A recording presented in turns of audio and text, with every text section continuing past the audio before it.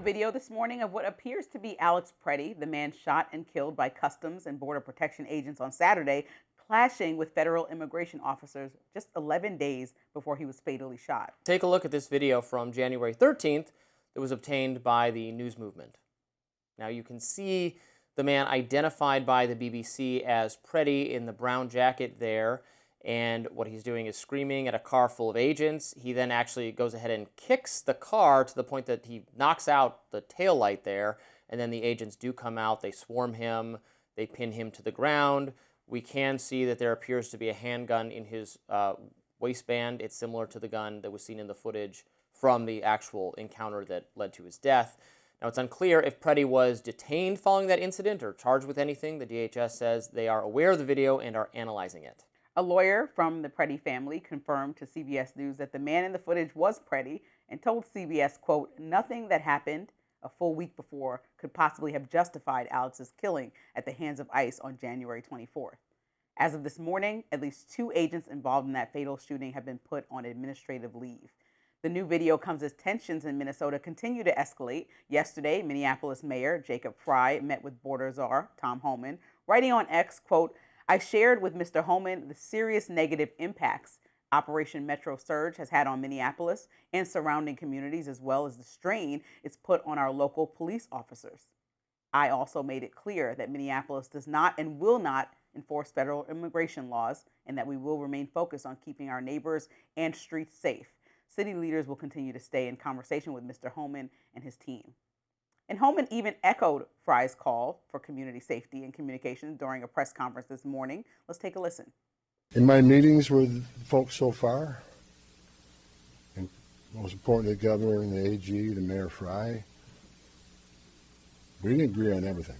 One thing we did agree on, though, everybody I talked to agreed on, was that community safety is paramount. One thing we all agreed on was U.S. Immigration Customs Enforcement is a legitimate law enforcement agency that has a duty to enforce the laws enacted by Congress. That said, I'm not here because the federal government has carried this mission out perfectly. But despite that, President Trump seemed surprised at Frey's refusal to work with federal immigration enforcement. And he rattled off this warning moments later on Truth Social. Surprisingly, Mayor Jacob Frey just stated that Minneapolis does not and will not enforce federal immigration laws. This is after having had a very good conversation with him. Could somebody in his inner sanctum please explain that this statement is a very serious violation of the law and that he is playing with fire? Frey responded, "The job of our police is to keep people safe, not enforce Fed immigration laws. I want them preventing homicides, not hunting down a working dad who contributes to Minneapolis and is from Ecuador. It's similar to the policy your guy Rudy had in New York City. Everyone should feel safe calling 911. That didn't sit well with the Vice President, J.D. Vance, who jumped in with his 2 cents. How about federal law enforcement? Should they feel safe calling 911? Right now they don't, because you've told your police officers not to help them. As you read this, didn't you, not didn't you, but I would say as somebody at home who lives in Minneapolis right now, watching my leaders or leadership on X doing this is trash. People really want some answers and want a proper investigation. They supposedly sent Homan in there. Frey is being childish by immediately rebuking him on X. The president is being childish by jumping in when you try to send in the mediator to calm the situation down. The president is also speaking out of both sides of his mouth by also saying we want to abide by laws, but then they don't want to abide by their own gun laws that are in place protecting the fact that Pretti is allowed to hold a gun without being killed. He's going around saying, well, I wouldn't bring a gun to a protest when he's being interviewed. He has to abide by the laws of this country also, but he's calling Frey out. I think that everybody should calm down, and that's exactly what Homan said this morning. Yes, that's what you said. I appreciate calm down what Homan said very much. And I just don't understand why. He said, we'll look at it, and not everything's been done perfectly, but we're going to conduct targeted operations. I think that's a very satisfying statement. Now, we should address this new video because this was a lot of subject of conversation yesterday into the evening as it came out. I don't think anybody should be kicking a police vehicle, knocking out the lights. That's maybe that feels good to you in the moment. That is not effective political change. It's violation of the law. It's property destruction. I've kicked my washing machine in blind fury a couple times. All I do is hurt my foot. I'm not accomplishing anything.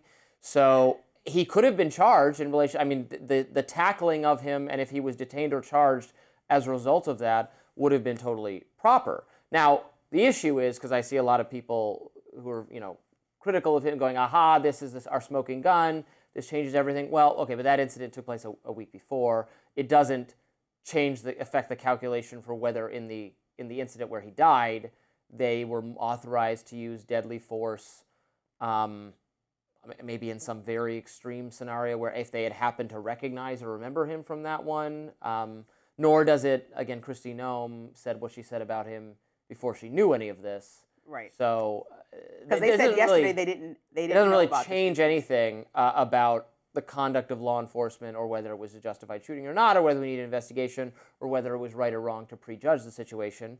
It does. I do think there was already a rush, as there always in the mainstream media, to canonize him and say, oh, he was the most perfect, sweetest, wonderfulest person who's ever lived. Well, no, you saw him in anger kick out the lights of a police vehicle, and well, I think that's just the problem with our society, is that sometimes when people die and we try to justify it, we feel like we need to make them a saint to say that their life was worth living. Like they did with George Floyd. He can go to, George Floyd can get arrested, go to jail for doing anything illegal. He doesn't need to be killed. So that's the point, that we took it too far. And so just because you had a prior clash with police officers or law enforcement does not mean that you deserve to die in a moment where you might have another clash. No, but nor does it mean you deserve sainthood. Yeah, and I never agree with sainthood, because I think that falsifies that people deserve to live just because they do, as opposed to because they're a saint they deserve to live. No, we have laws because people should go to jail when they commit crimes. Right. And so that always has been my issue with ordaining people that just were killed for the wrong reasons. Yeah, and it's another good reminder to just, before you spout off on social media, when you've seen a clip, you know what's going on, you don't know the context, just wait. You'll never be wrong, so just wait. Up next, President Trump renewed his threats against Iran, saying time is running out. Don't go anywhere.